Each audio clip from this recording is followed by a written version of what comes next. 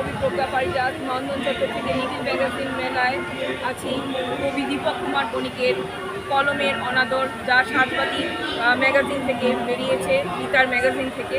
কলম তোমার কথা ভাবেনি তো কেউ, তাই তো যে কলম দিয়ে লিখি আমরা কত শত আনন্দ আর বেদনার কথা, কত শত প্রেমের কবিতা।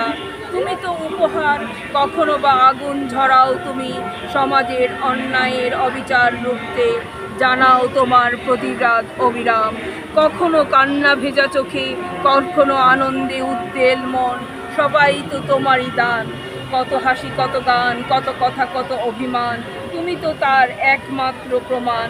তুমি তো অভিমানী, যখন অনাদরে তোমারে ফেলে রাখে যেখানে সেখানে, ব্যবহার করে যথাতথায়, তারপর তোমার লেখার ক্ষমতা ফুরিয়ে গেলে তোমাকেও আস্তা করে ছুঁড়ে ফেলে দেয়। এই অনাদর তুমিও কি মেনে নিতে পারো?